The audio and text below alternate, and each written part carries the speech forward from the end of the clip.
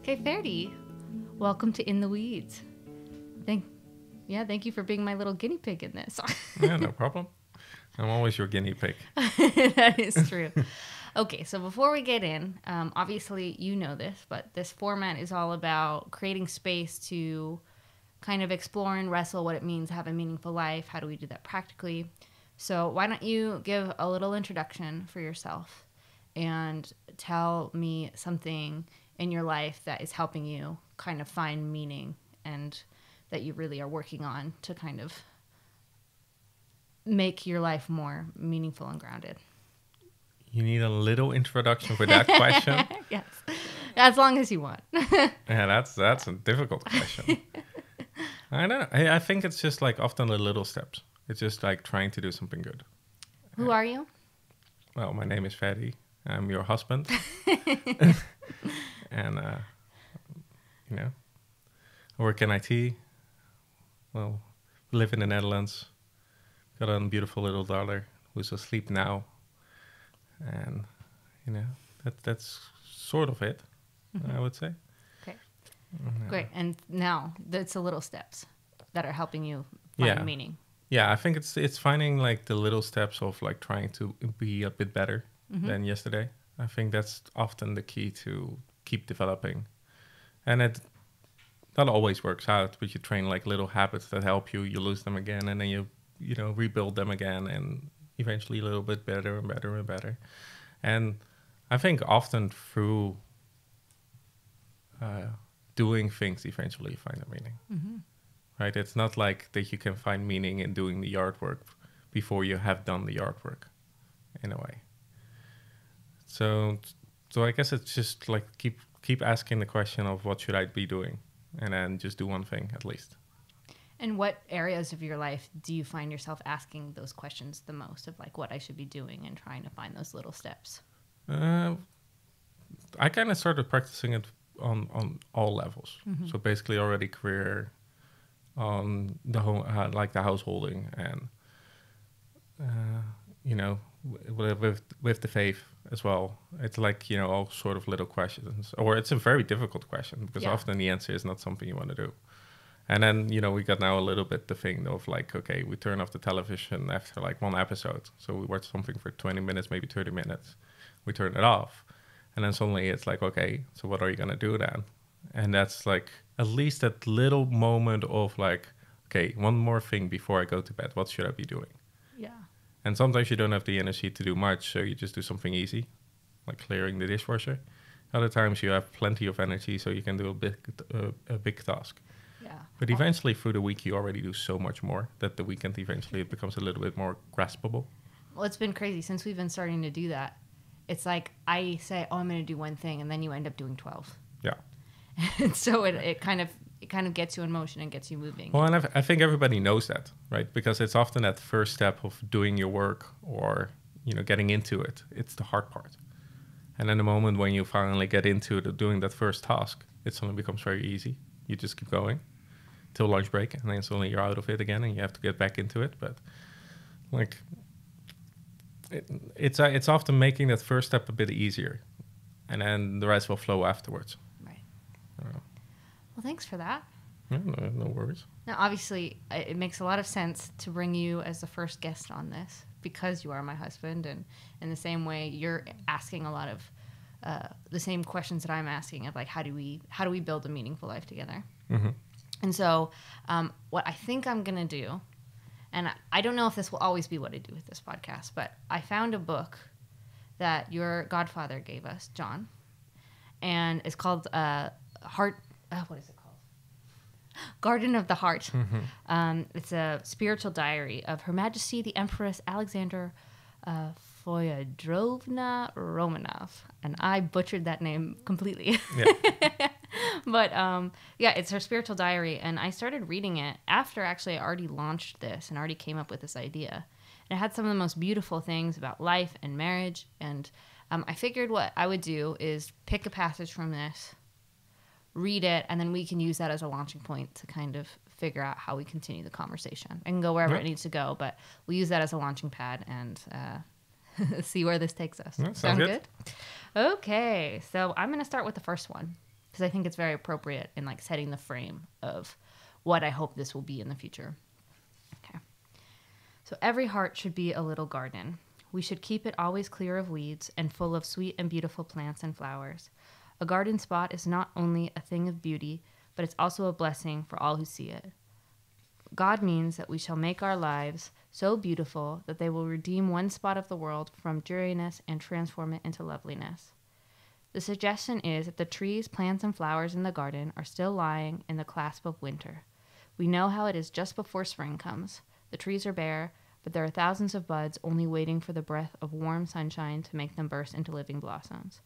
The rose bushes are bare and briary and without beauty, but it needs only spring's genial air and gentle rains to clothe them in marvelous loveliness.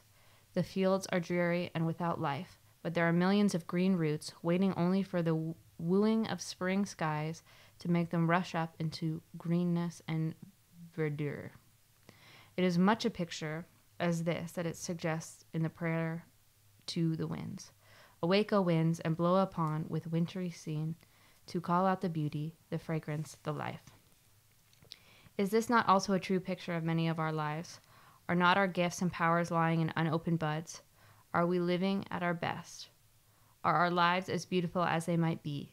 Are we as useful, as thoughtful, as helpful to others, as obligating and kind as we could be? We cannot wake up the love for others in our hearts without the divine inspiration. The beautiful qualities of Christian character are not mere natural abilities and virtues. They are spoken of in the scriptures as fruits of the Spirit.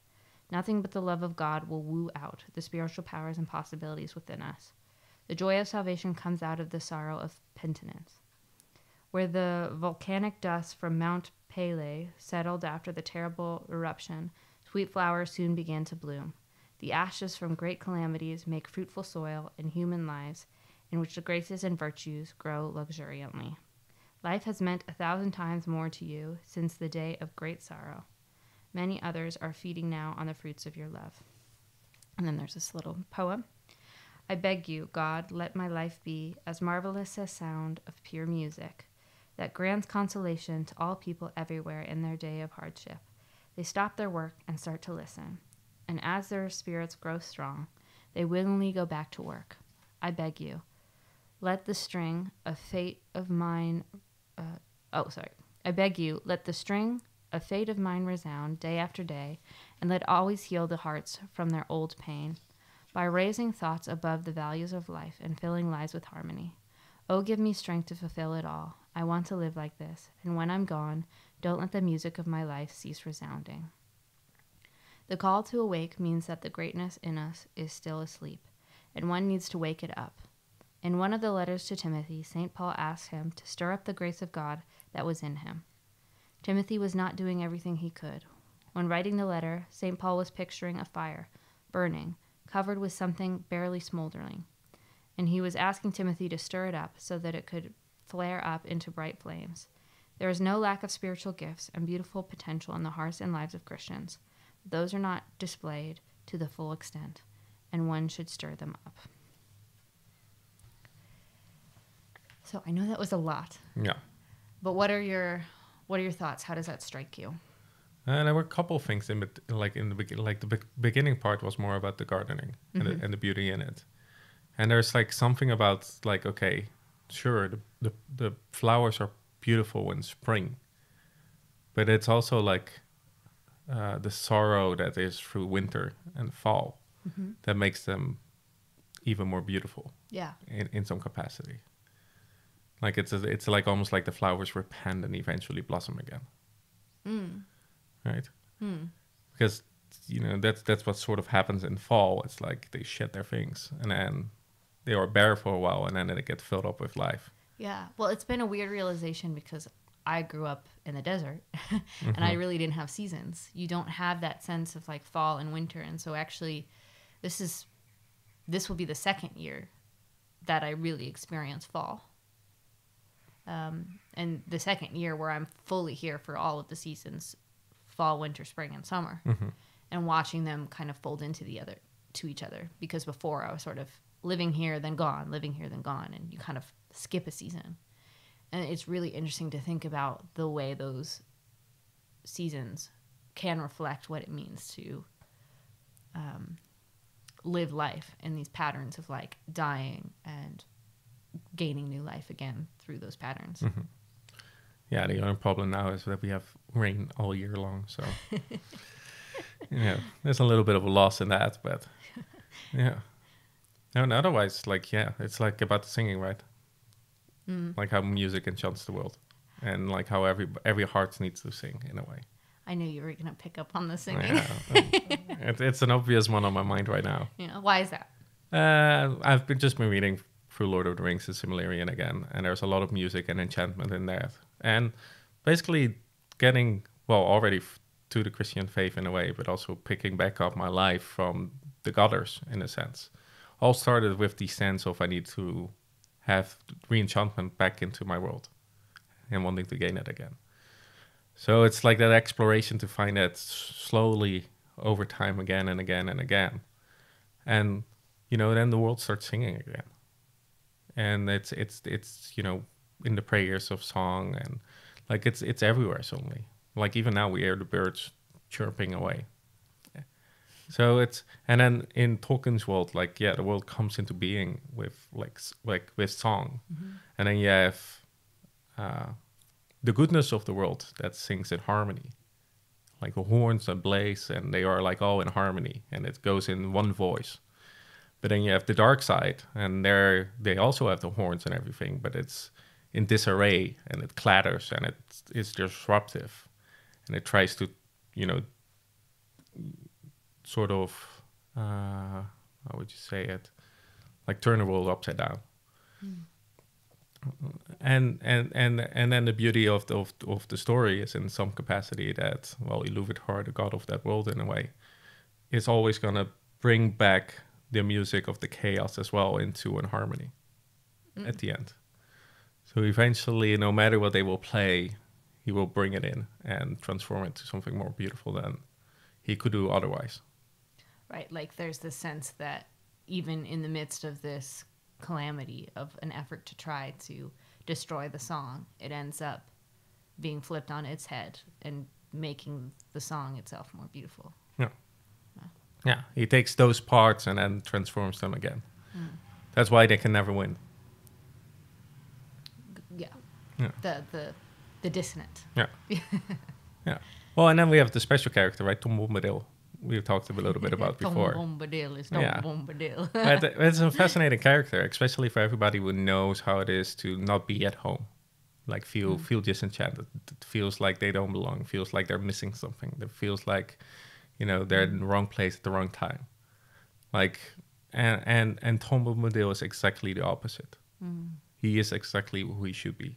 And that's sort of like what we all try to be eventually. Like what we should be. Not that we all gonna be Tom Bombadil, because there's only one Tom Bombadil, right? But it is, who should I be? And eventually become that. And he has like his own little space where he rules. It's his garden, in a sense. Right. And he goes singing around in that garden.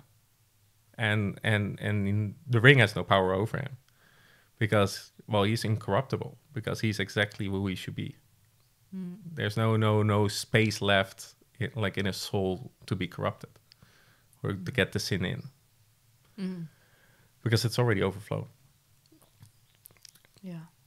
So in some capacity, it's in Tolkien's world. The singing is just amazing. Like there's just so many things where you can notice that it really means something. So for you, how does that translate to your life? Like where in the world do you create music? And I don't necessarily just mean literal music, but like where are you seeing that kind of participation coming in your life? Well, I'm a terrible musician. I don't play any instrument. I'm terrible at singing, although I sing constantly songs now with the little one. So yeah, I like your songs. I have no musical prodigy in me, but it's like every action, right? It's every movement. It's like that sort of fluid movement that you try to do, and then you do sometimes do the prayers. You try to do it more, at least a bit more like a poetry like at least get a bit closer to a song. And some of them we do sing. Yeah. And then at church we do sing them, almost all of them, Yeah. in a way. But I think it's just like trying to like feel life as a song. Life is a song. Yeah, it's like, you know, knowing that every step has a tone to it. So you don't want to be the one out of tone. So what's the tone of our life right now in your eyes? The tone of our life. As a family, you mean? Necessarily? Sure. Well, as family, and then maybe as an individual too. I think mainly as a family, we're still very a sprouting little group, right? Yeah. Because we're still young.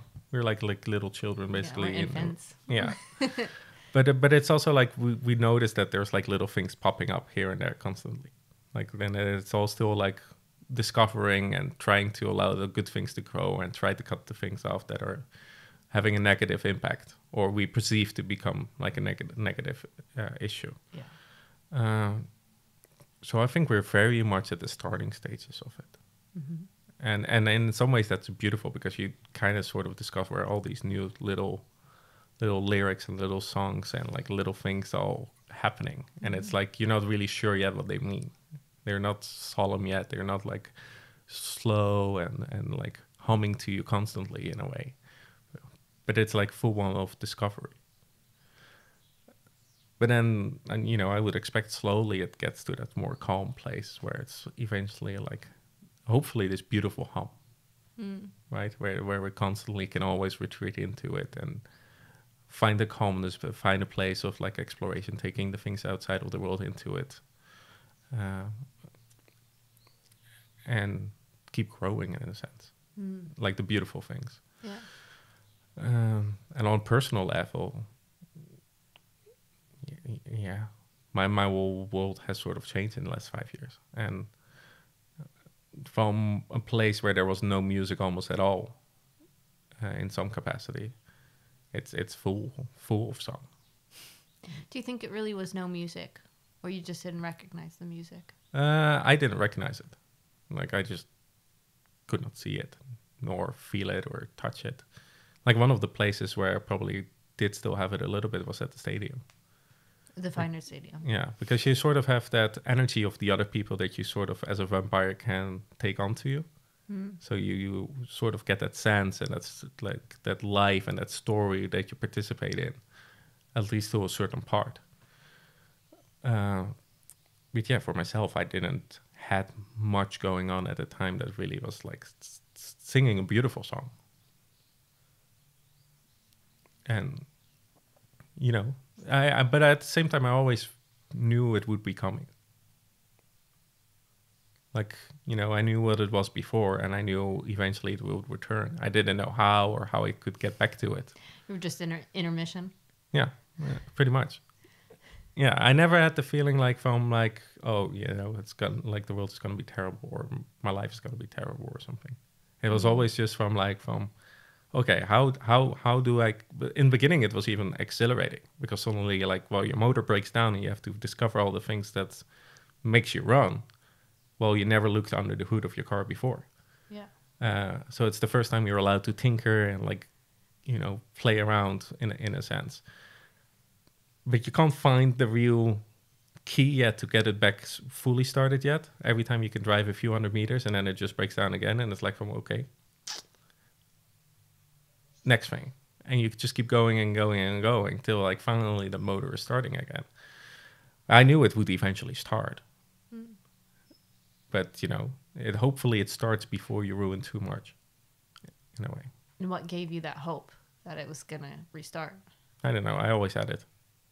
Like, But you don't know. Yeah, I always had it. Like, since I was a little child, you know, maybe it was because I almost passed away or something that it makes it like, you know, like you always have that sense of everything is already a gift in some capacity. Yeah. So every experience and everything is like something to take on and, you know, really try to live in a way. So I don't know. And maybe I already had it before all that. So No, I always felt the world was good, and things would turn out the right way. So, and I'm a pretty simple man, so it doesn't take too much really to get to that point of like being, okay, things are good. Yeah, that's true. Yeah. Do you feel at home here now? More and more. But not fully. No, I'm still no Tom Bombadil. No. I also don't know what that would exactly be. I know I have a sense of it. But I also, like, when to really get there, I have no clue what that really would entail. Like, the sense I get is, like, yeah, you just notice everything, almost. You notice the cobblestones under your feet, and you feel the wind in your face. And that's what it means to feel home. You notice it all. A part of it, yeah. Well, it's not like you notice everything, of course, because that would be impossible in a way. And overstimulating, I think. Yeah, but it's like somehow you really are living in that moment without being passive. I think that's the main key. It's still like and that's so you basically live without sin, right? Passion, passive. So it's like you're consciously present in all things you're doing in a way. And that doesn't mean like you're not tuning out for a moment, but I guess if you're really Tom Bombadil, maybe not even that, right? Right. Yeah. So you retain the things that are like, beautiful and important in some sense. Do you think you'll ever get to that place where you can encapsulate that fully? Or do you think that's I don't know. I really don't know. I hope so. I hope I at least get close to it. And, every little step closer to it is already, a blessing. So as long as we can make small steps here and there, we will see where it ends. Right. Do you have any questions for me? No, I'm not really sure. No, great. Simple man. No, I ask you quite often questions already, so we talk quite often. Yeah, that is true. Yeah. I don't know, for me, this idea of home is so strange now. Because I went back home maybe in April for a month, and you start to realize home is no longer home. Where you came from is no longer normal or your everyday. And because of that, you've changed so much that you're not the same person who left. So you're kind of a stranger in a strange land in your own hometown. But then you come back to your home, which is here in the Netherlands with you and the baby. And yeah, every day it feels more and more like home, but it's still not home. I'm still a stranger in a strange land. And now I'm kind of this in-between person that is not anymore, but also not yet. And so there's always these questions of like, how do you cultivate and have patience in that transition time? Because it's not going to change overnight. Like, you need that kind of time to let the roots grow. And, I haven't lived in the same place for more than 3 years in the last decade. And so every time you move, you're taking the tree, you're pulling out the roots and replanting it somewhere else. And I think here it's been the most joyous replanting in many ways, because it's just, there's a real peace and a beauty in settling down, finding a simpler life. But it's the hardest as well, where you don't have a real sense of structure that's bringing you there besides marriage. But it's not a university, it's not a job, there's not an immediate structure that puts you in, that gets you connected with people. There's a language barrier that keeps you kind of separated. That's going to take a long time to really catch up to speed, to feel like you're not in that in between in communication. And then, yeah, there's the cultural differences, but then also the religious cultural differences with both of us being newly Orthodox. It's a whole new game to learn what it is to let that tradition transform us and make us, make us embedded in a better story Mm-hmm. and like singing better songs.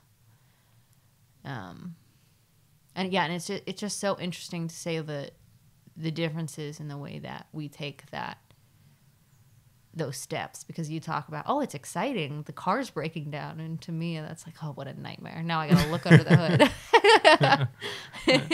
Well, maybe that's always attracted me to travel in the first place. Yeah. Right? It's like suddenly like from, okay, you throw a wrench in things and you just go like explore things in a way. Because then suddenly, you have to figure a lot of things out that you use or you take for granted because, well, you're traveling and you don't know how the supermarket works there. Yeah. It's like, I was trying to make like just a normal dish here in Australia. You try to find the ingredients and it's like a nightmare because they don't know what it is. I never thought about how to make it myself. So it's suddenly like from, maybe this works as a replacement, but it's like from like, it's a small thing, but it's like all little things of like re-engaging with, which is in some capacity a huge blessing, because if you don't go out in some capacity, you will never see what you really have surrounding you, because you just get you could just get too used to it to notice. It's harder. Yeah. I don't think it's how would you say it? Unachievable. No, nothing is really fully unachievable. But it's a difference. Yeah. Well, you still have to explore in your own space to be able to do it. Like you have to make yourself then aware of it and learn to, not take things for granted in that sense. Do you think the fact that we both traveled is helpful in us not taking that for granted, or do you think it makes it a little more difficult? I think in many capacities it does help, but it also makes it eventually more difficult to be feeling at home fully. Mm-hmm. Because there's always a little bit of spaces that you're grieving for.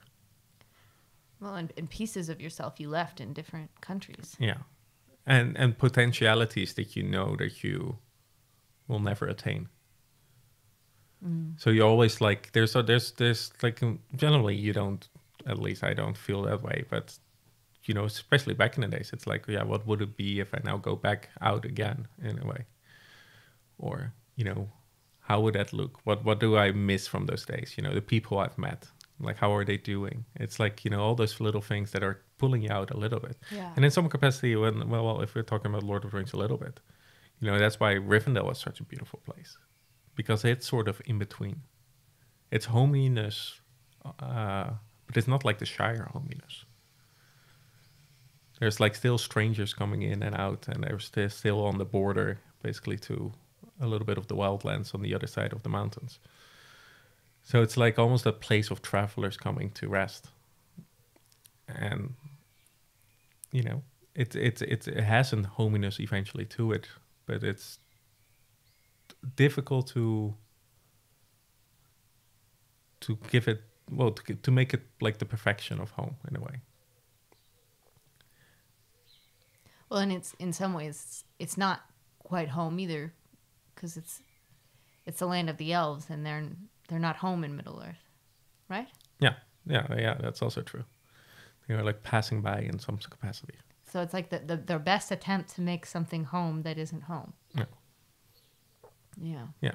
And they do love Middle Earth in a way, like fully. But yeah, they also have this longing for the land in the West.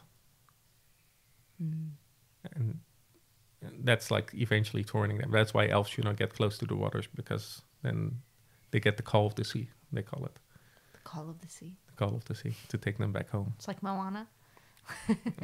I don't know that, so sure. So how has it been having me in your home and incorporating me into your life? Has that been a burden or a blessing? Definitely both. Yeah. It's always a burden. Yeah. Right? Because it's just like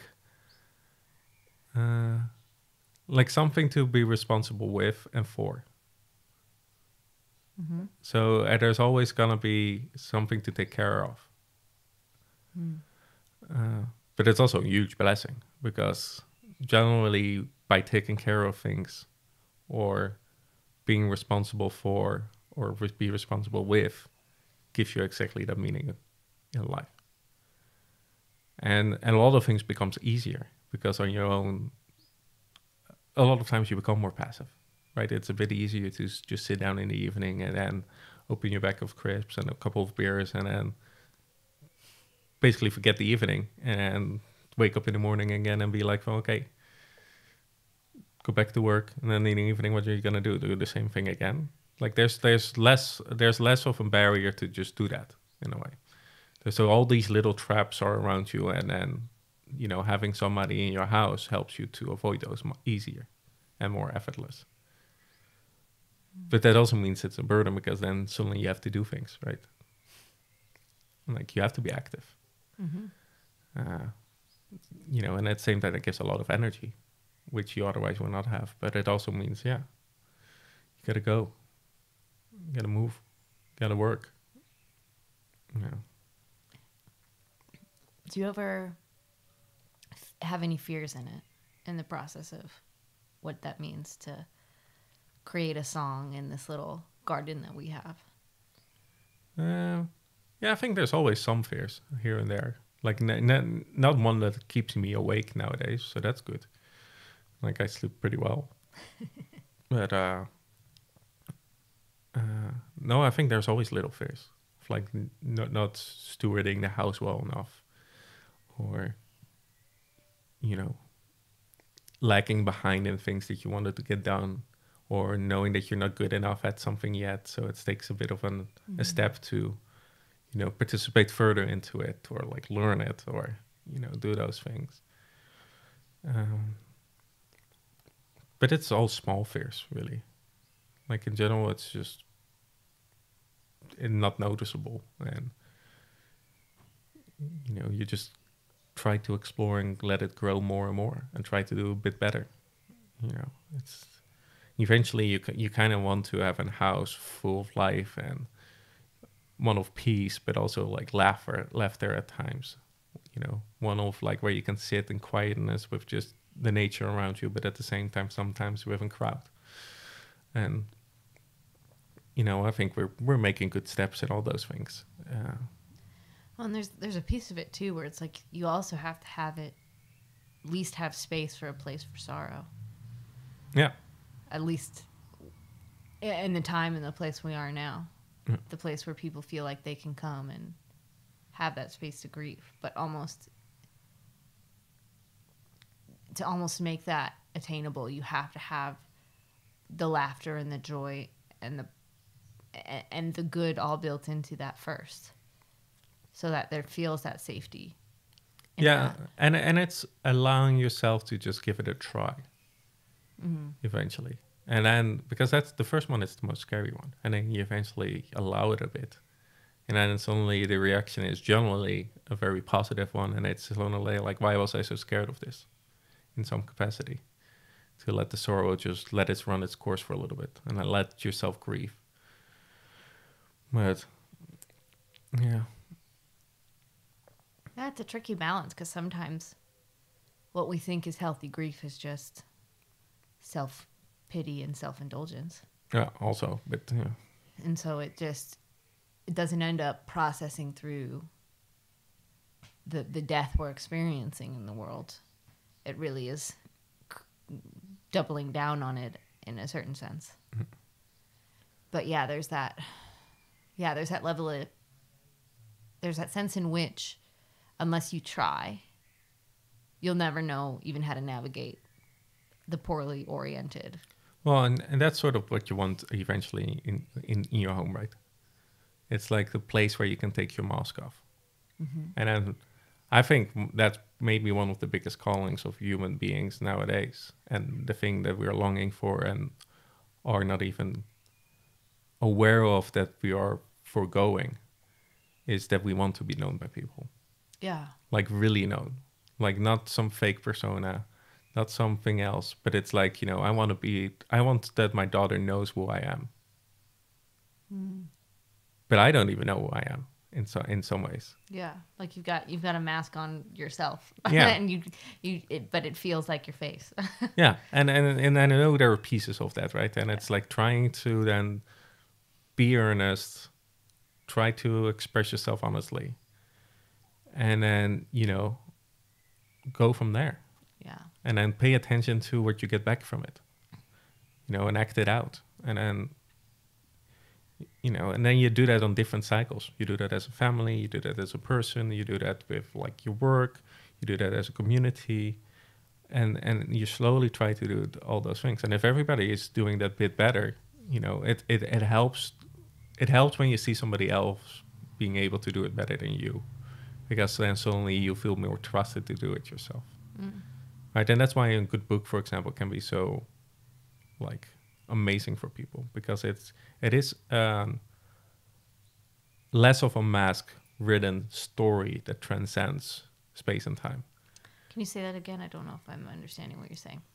That like a piece of art, like a book. Yeah. Is it like if it's a really good piece of art, or like a good book in this case, it really can transcend time and space and speaks to your heart as well, and you will be able to recognize the beauty in it. And it can allow you to have yourself a little bit more open, a little bit understand the beauty and love in the world, which allows you to participate a bit more in that direction yourself, which gives you feedback most likely of a good thing, and then you go up. You slowly spiral upwards, and eventually it goes fast. Yeah. But it's like all those things. It's like having somebody else maybe sometimes interjected into you is the first opening you can have to really re-engage that. But it is trying to take it off. Try to be earnest, and that's why that question is so important, right? Of like, what should I be doing right now? Yeah. Because it's not like what do I want to be doing right now. Right. But it's like, what should I be doing right now? And there can be a billion answers at the same time. But if you ask it honestly, generally you get like one or two things that pop up to your mind, and then you can be like, okay, let's go for it. Like you don't have to meditate on it for 30 minutes and then have 20 things coming to your mind and then make a list. It's like, okay, 1, 2 things spring up to your mind. Pick one of them and just do it. Yeah. No, it's interesting how just the simple steps of, you know, doing something leads you to a path that opens up so much more beauty in your world. Yeah. But there's so much of this debilitation of like, I think at least for me, you see the big picture of everything and you get overwhelmed by the massive size of that you get lost in the fact that it's one simple step at a time. You know, we've talked about this a lot of times where it's like, I'm so uncertain about what's really next for me in my life in so many ways that when I ask myself, what should I be doing right now? Like, there's so many times I'm just lost for an answer. It's like, I have no idea. Yeah. There's a million things that I could be doing right now, and maybe it's what I should be doing, but I have no idea. That's an overwhelming feeling at times. But I think there is truth of like taking it down to the level of like a lower level of not getting caught up in the ideal or the big picture of what it is I should be. Yeah. And just do something good, something helpful, something that connects me to the life that I'm living now and not the life that I'm moving towards. Like, it's huge. Yeah, or like as Peterson might say, like at least do not do something that's worse, right? Or do something that's bad, because it's easy to sometimes recognize what we should not be doing. No. Yeah. You know, and then eventually it's all about it, right? Like into the weeds. Like it's not about sitting in the weeds, right? It's pulling them out.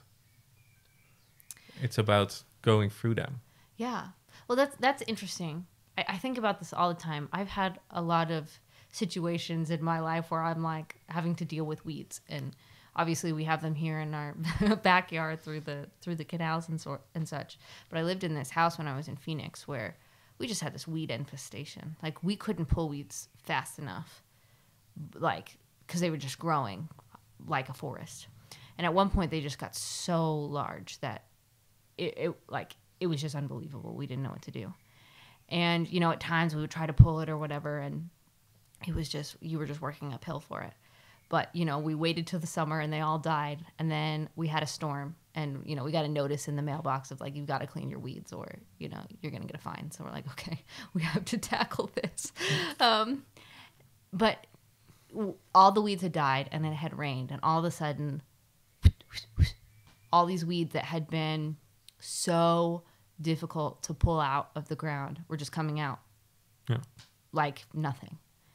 And it was real, I don't know, it was a real kind of, it left a mark on me, because it kind of came to that realization that sometimes it's not about always pulling the weeds. Like, sometimes you do have to like slowly sit down, let the infestation, like, take a look at the infestation and find the right time when it is to tackle them. But how do you discern that, and where are those moments? Because wouldn't it be better if we could just do all of the little ones all at the same time and then not have this big infestation that overcomes your life? Yeah, well, let's go through that story. Like, that's probably the most easy route, right? Just take care of it before it becomes this big infestation. You know, that's generally the case when the moment you let things grow for too long into a bad thing, it becomes a bigger and bigger wall to step over.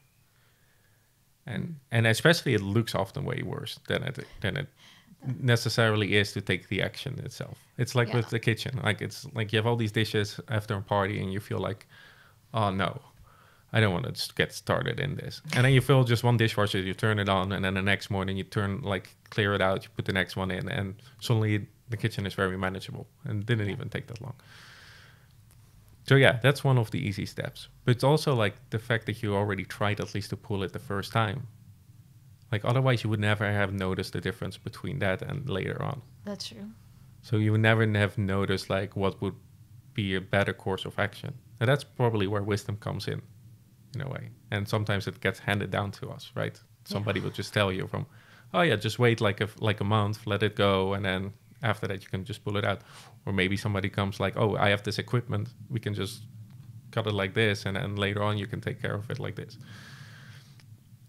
But you don't really know that if you didn't be participating in it. Yeah. Right. And then eventually the fine that you get is a call to repentance. Right? It's like from, hey, it's really time to get started on something, because otherwise you get a fine.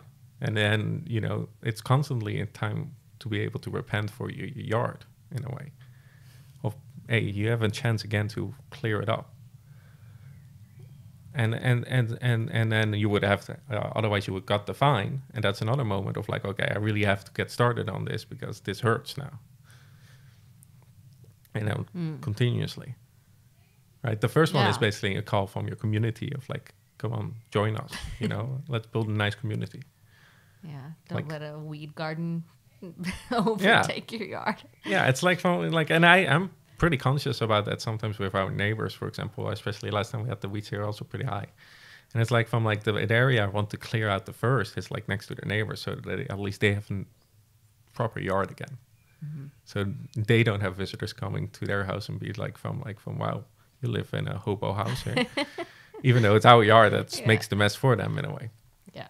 So and in some capacity, that's like, you know, the call of community to do better. And then eventually it's going to hit you. Like, you become the sick person in a way, like if you don't change it. Like if we imagine a person that's not doing well, and we create an image of the place he lives in and stuff like that, well, and it has a yard, well, we probably think it's all overgrown and untended for. Yeah. So, you know, it is definitely a showing of like the person you are in some capacity. And that doesn't mean like, oh yeah, there's a few weeds here and there, and then oh no, look at those people. You don't want to be too pure in a way with your art as well. Mm-hmm. Like you need to like let a flower here and there. Yeah, but it's one of those things. Like when we did the art, it wasn't like we meant for this to be. It just happened, and all of a sudden we're like, what is going on? Yeah. Like it was really out of our control in a lot of ways, because even when we pulled everything out the next day, it was like all of it was back. Like, and it was smaller. It wasn't like to our heads, but it was all back, and you're just like, it felt like this never ending process. But I think it did open us up to the sense that, okay, we did all this weeding, we did all of this work, we learned lots of things from it. We have to do something different because this is just not working out. Yeah, and otherwise you would never have known it. Then it would always have been from, oh yeah, I should have pulled it back in those days. And I think that was something too, because we had, in the last couple years, all lived in apartments where you don't have a yard to tend to at all. Mm-hmm. And then all of a sudden you live in a house and you're given a yard, and then you go, oh, so it doesn't just stay nice all the time without me doing anything. you know, it's one of those things where you just don't, you get entitled a bit to the thing that someone else took care of, that you benefited from, but you never even factored it into the equation. Yeah, and at the same time, sometimes you have to let exactly things go a little bit. Because sometimes something blossoms out of those things and you have no clue, and you would never have figured that out by not having let it air a little bit. And you can often see that with older farmhouses, for example. They have a nice, neat yard at the front, but then in the back it's, a bit rowdy because it used to be a farm, and like there's still pieces of farmland in a way. Yeah. So, but it's like a part of it is very natural, and like things grow there that you would not have been able to imagine yourself. Like you would toss, like, okay, yeah, you basically cut some of your weeds in one area, you just put them on a hope in another area, for example, and suddenly, I don't know, some animals start living there. Like it's good for the insects. It's like all these things suddenly start popping up around it instead of like throwing it away instantly. So it's like, it's paying attention to all the little things, and like don't be disastrous with it, but also take care of it at the same time. Yeah. Well, and I think too, it's the recognition that you don't always have to figure it out yourself. If it does become a disaster, there's always people you can ask for help. Even if it's YouTube, I suppose. But like, yeah, there's people that can help you manage the sense and take that responsibility that isn't, so that it doesn't feel like a monstrous task every time. No. Well, you get better and better at it. Wow. And that translates to everything. Right? Like you do one thing better, and then suddenly you get the skills for a lot of things. Like I would say most jobs, for example, has 80% has the need for the same, not necessarily skills, but at least the same sort of attitude and personality. Yeah, no, I think that's true. I also think that there's a lot of truth in the idea that discipline scales. There's this, I don't know, there's a sense, maybe it's an American sense and not like a global thing, but I find often in sort of this self-improvement world, there's this sense that you feel like you have to reset your whole life and turn everything upside down. You got to get a workout regimen and a work schedule and, healthy eating and like all of these things, just totally flip your world around to make a better life. When the truth is, if you just did one thing that moved you to a slightly better life, like say, I'm going to read 10 minutes a day, and you do that consistently, that discipline is going to grow, and it's going to become less of a challenge every day, and it's become a normality to the place where it opens you up to say, oh, well, I want to work out for at least 15 minutes a day too. And when you're doing those sort of minimums, it's like, okay, I want to read 10 minutes a day, but some times you'll read 10 minutes, other times you'll read an hour. And the same with these other goals, but it opens you up to wanting to take on more and having the ability to take on more. And I think that makes it kind of that one step at a time of like, what should I be doing now? Makes it so much more manageable than saying, I'm going to redo my whole life and make myself the person I want to be in 15 years now. Yeah. Well, and in some ways, you also need to know where your space is. Like, I'm not a morning person. So when I was like thinking, okay, I need to wake up early so I can get started and then, take the cold shower and all those stuff. It's like I'm trying to do that already at the worst moment of what I'm capable of. Mm-hmm. Well, how can I improve the fact that I'm waking up so late or like have difficulty getting up in the morning? It's the space where I still are like more present and conscious. It's the evening. So how can I regulate my evening so that I prepare myself to get sleep earlier, and then allow that to help me wake up more refreshed and earlier in some capacity. And then suddenly you wake up at 8 and it's fine. Like you have the whole day in front of you, and suddenly at 12 o'clock you're like, what? I already did all this and I still have half the day. Yeah, you're putting the battle in the wrong place. Yeah, because if you're suddenly in the evening watching television again till 12 o'clock, of course you're not being passive. Yeah. Yeah. And it's like, it's going to be very difficult to maintain yourself waking up. Like you can set 20 alarms. That wouldn't work for me. And maybe some people are great to do that in the morning and they have a more difficulty in the evening. But it's like finding that place where you are already quite present or could be present and change something there. Yeah.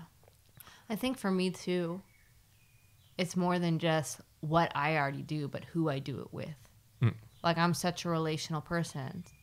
The more connections that I make with people, even if they aren't doing what I'm doing, but the more connections I can make, the more I can understand and know other people, it opens me up to wanting to push myself in my own ways to be better, not just for myself, but for like the people I know and the people that inspire me and the people that need me. I mean, I think with the family, that makes it more daunting, but more joyful too, in all of the little things. Because it's like, now I'm not just doing all these things for my own self and, my need to have something in my life to keep me moving. But it's like, I do it for you and little girl. And yeah, I recognize that everything that I do impacts you and her. And, that means something to me. Yeah. Well, and often it works the other way around at the same time, right? Because I do then things a bit quicker or better because of you and the little girl. But that also means I'm doing all those things better for myself. Yeah. And I know I should have been doing that for myself. Like, the sick person, if you're sick, you don't take care of yourself. But then if somebody else would be sick, you suddenly do all these things for them. Yeah. And it's a very typical thing that happens. Yeah. And so it's like, because of that, suddenly you realize how important some things are for you as well. And so, Well, any last thoughts, words? No, well, coming back a little bit to what you also said about with people, I think, that's always one of my things with work, for example. It's not so much what work you do, but it's generally with who you do it. Like if you have good people and you have a terrible sort of project going, it will be fine. You will be able to laugh afterwards about it, or at least you're able to, complain about it together. But if you have great work with terrible people, it's going to be awful. And there's nothing to be gained almost. Like you really have to turn it back upside down. So in some capacity, people just bring you a lot of energy as well if you have good people around you. Yeah. And they like we say in Orthodox, they all are like little icons walking around. So if you have like a few good one, pay attention to them. Yeah. Like really learn from them. Try to be a good one yourself for them, which is also very difficult. But it's, I think, a very good thing to be attentive of. Which I definitely fail at doing enough times, right? Yeah. It's like, maybe I should take charge in this. Maybe I should take a step back in this so I can allow them to do something. Or, it's all those little things that are like questions you have to almost ask before you walk into a room with them. Well, and there's a million and one questions that you should ask that you never even think to. No. And so there's that level of which discerning in the moments of, okay, this is happening. How do I manage it now? But that can be fun. I find that kind of fun. The spontaneity and the problem solving that comes in the moment. Yeah. Yeah. Well, thanks, Ferdi. Yeah, I appreciate it. So, always your guinea pig. Always my guinea pig. The best guinea pig a girl could ask for. I don't know about that, but there's some really cute guinea pigs in the world. So. Oh, I didn't say the cutest guinea pig. But you are. Right? Nothing else you have to add. No, we probably could talk about this for hours more. Yeah. Yeah. Okay. It's time to wind down. Get our evening. Get our drink on. I'll cut it out. Don't worry. Yeah, we don't drink alcohol in this household. No, we are. That's not true. We are a fasting and feasting family. We're a fasting and feasting family. Yeah. So, and that's how life should be. About fasting, feasting, hospitality, and yeah, light and warmth. I was gonna cut that out, but now I feel like I have to keep that in. And we'll be quiet from now on. All right. Thanks, Ferdi. Yeah, no worries. Walking through the forgotten garden. It seems like rain